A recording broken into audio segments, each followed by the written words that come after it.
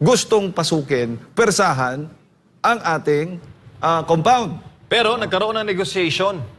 Pinagpaalam, pinakiusapan. At wala sa oras ang search, ha? Sir, yan tatanong natin mamaya, paano bang basa nito ng mga abogado? Yung, pagkakaroon ng search warrant, paglalabas ng search warrant, alas 4 ng umaga, partner. Non-office hours yan, ha? Oo nga eh. So, super aga. Oo, isang batalyon pa. Oo.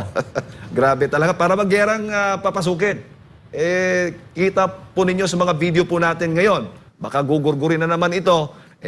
Mas magandang mag-save po kayo ng mga videos po nitong ginagawang raid ng mga otoridad dyan po sa compound. Gusto nilang persahang pasukin, pero yan po nagkakamali po silang violente ang mga members ng the Kingdom of Jesus. Hindi po. Napaka mapayapa at yan nakikita po ninyo mismo sa video na kasalukuyan po nilang pinapasok ng mapayapa ang ating compound. At saka ang hirap dyan, partner, sa panahon ngayon, mas lalong ginagalit nila yung taong bayan eh. Yun ang nakakagalit din. Kasi, di ba, ang pamahalaan ay para sa taong bayan. Kaya nga kaliwat kanan, partner, yung ginagawang rally eh. Yung may maisog rally, may laban kasama ang bayan rally, na kung saan milyon-milyon na mga members ng the Kingdom of Jesus Christ ay talagang sumisigaw at nananawagan dito sa ating pamahalaan. Laban dito sa pag-abuso sa kapangyarihan. Ayan po. Oo. Nakikita po ninyo yung sa baba mismo, yan po'y kuha dyan po sa Tamayong, Davao City. Yun naman sa upper left naman, mga bahay po yan ng mga missionary workers. At same pa rin dito sa kanan. So maraming videos po tayo na nakatutok dyan po sa ginagawang pag-raid ng mga otoridad sa KOJC compound. No?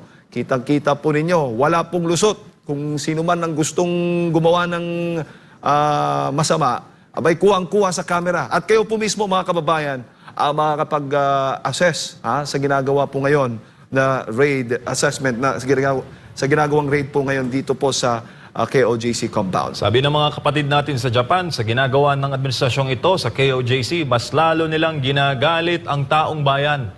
Sino ba naman hindi magagalit niyan, mga kapatid, mga kababayan? Madaling araw, sinusugot ka. Forceful entry pa ang gustong gawin? Oo nga kung baliktarin kaya natin ang sitwasyon at gawin yan sa inyo, ano kayang mararamdaman nyo?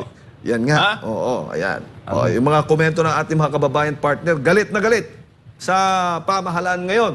Nako, pamahalaan, makinig po kayo sa boses po ng mga mamamayang Pilipino kung ano po ang kanilang saloobin. Ayan. Hindi lang ang kanilang sarili. May mga lawyer naman na kinausap ang mga otoridad, yung taga-CIDG at mga taga-PNP SAF. At napakiusapan. At ito nga, ginagawa nila, nag-iikot na sila sa compound. Pero huwag kayong mag-alala dahil di naman tayo pababayaan, partner, no? Ating dakilang ama. At syempre, sabi nga dito ni Marlita Garcia, Marcos, the Beast family daw. Hindi yung best, ha? Beast. Halimaw, partner. Grabe, sabi dito sa comment section. Pag-describe nila ating Pangulo mismo. Si Russia yan, di sila makaporma, dami camera. Yan nga. Good job, KOJC. Ganun din gagawin po ninyo pag may mga ganyang raid. Magandang din yan. Tip para sa lahat ng mga may experience na ganito. Nakikita po ninyo, dami po talaga mga missionary. At nakikita po ninyo mismo yung mga bahay ng mga missionary workers. Napakaganda po. Ganyan po si Pastor Kibuloy.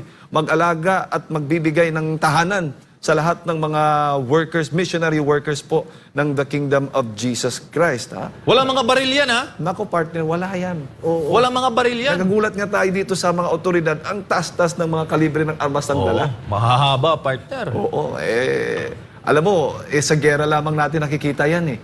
Di lang. Kung yung isa-iba sa atin na hindi sanay sa gera, sa pelikula lang. Or sa mga krimen, yung mga talaga matataas na mga kriminal, no? Na high-profile criminal na tinutugis ng otoridad. Ganon, makikita mo mga ganyan. Pero ito po, hindi po kriminal si Pastor Kibuloy. At mga members po, mga missionary workers, talagang mapayapa po nakatutok at nag-accommodate doon sa mga otoridad. Kung gusto lang pumasok, abay pumasok po sila na wag pwersahan. Yung unang plano nila pwersahan Gusto talaga pasukin pwersado.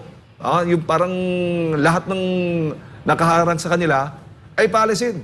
Babanggain. Pero buti na lang na daan sa mabuting usapan po mga kababayan, na-negotiate po ng mga abogado ng The Kingdom of Jesus Christ at sa pamamagitan na rin ng utos ng KOJC Administrator sa pagpayag po, pahintulot na rin ng KOJC Administrator na si dating Pangulong Rodrigo Duterte na payagang pumasok itong mga otoridad. Considering, siyempre, may mga kasama at nakasulat yung kanilang mga pangalan, yung lahat ng papasok. Siyempre, ikaw mismo kung papasok ka sa compound, di ba? Hindi mo naman kilala kung sino-sino yan sila. Di siyempre, dapat sigurado po tayo. Ayan po, nakatutok po lahat ng mga cellphones at videos po natin mga kababayan, mga missionary workers sa mga otoridad. Nakasalukuyan pong pumapasok, naglilibot po dyan sa mga bahay ng mga missionary workers. Sabi dito, partner, sa comment section natin, ni AJ Co sa YouTube stream, adiktador. Oo. Adiktador. Sabi niya, son of former dictator. Itong tinutukoy nila dito ng mga comment. Samantala, nasa ating komunikasyon si Ma'am Eleanor Cardona, Executive Secretary ng The Kingdom of Jesus Christ. Kaugnay po sa nangyayari ngayon sa KOJC compound. Ma'am Nori, good morning ma'am. Si MJ po at si Jade. Ngayon po, nakalive tayo buong mundo. Good morning, MJ and Jade. Ma'am, tama po. Lalayo lang ako kasi nasa gate pa ako. Ongoing pa ngayon yung dito. Stage. Opo. Yung compound. Ma'am, alas 4 Gis daw ng madaling araw kanina nang gustong pasukin ng mga otoridad ang compound? Earlier pa dyan. I think earlier pa. Kasi Earlier? 3 something past. Yes. Ako. Ma'am, pwede niyo po bang pa, maikwento actually. sa amin yung mga pangyayari kanina? Bigla na lang sumugod yung bata-batalyong military at saka police. At in fact, talagang naka-full battle gear sila.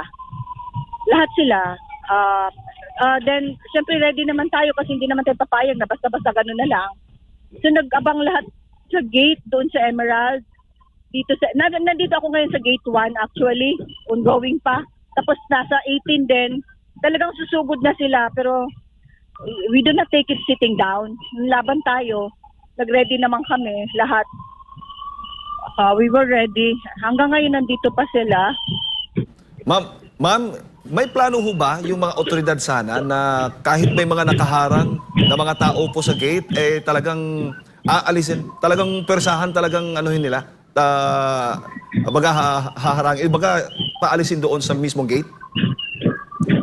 Yan, nag-water cannon kami talaga kasi susugurin nila yung gate. Then dito sa Emerald, which is nandito ako kanina kasi naghanap sila ng administrator. So ako yung kausap. Nag-ano sila ng warrant of arrest. Sabi ko hindi kami papayag. Kasi wala naman talagang katuturan yan. Lahat yung mga ginagawa niyo, wala. Kasi daw against the law, pag i-obstruct ko, obstruction of the law. Ayun sinabi ko, wala namang law. May law ba kayo? Puro naman kayo injustice. False accusations naman yan lahat. Hindi kami pumayag. Tapos they were ready. Nag-ready na talaga sila na, kasi inatras na yung truck, inakyat na yung hagdan. But we stood firm, lahat, mga babae, mga matatanda, lahat kami, we stood our ground. Sabi ko, well, kung gusto nyo mamatay, handa na rin kami actually. Matagal na kaming handa. Hinihintay namin kayo. Sinabi ko, ano ba sinusunod nyo? Sino bang nag-utos? Yung kurap na gobyerno? Saan ba kayo papanig? Sa katotohanan? At sa tama? O sa hindi? Yun, nandito pa sila. Nandito sila sa loob ng compound. May pumasok. Nag-search talaga sila. At ang nakapagtataka din, ma'am, yung paglalabas ng search, napaka maaga, na alas 4 mismo, or sabi mo nga, early Kaya pa. nga, kung matino sila, kung maayos, bakit madaling araw? Bakit madaling araw? Tama ba yan? Bakit hindi broad daylight at maayos? But they were really bent on attacking us, I'm sure. Or else, hindi sila naka-full battle gear na, Diyos ko, parang gigirahin nila. Ano ko sino ba makalaban nyo? Ano tayong Pilipino? Nakita nyo naman itong lugar, holy ground. You are peace-loving people. Why are you doing that? Yun nga ma'am, sabi ng ating mga kababayan na naka-witness po dito sa mga pangyayari sa ating live stream, kapuna-puna yung mga mahabang baril, may machine gun pa na parang lulusob noon sa Marawi. Parang lulusob sa gera. Aba, sabi ko, gano'n na ba talaga? Sabi ko, kilala nyo ba sinong nilulusob nyo?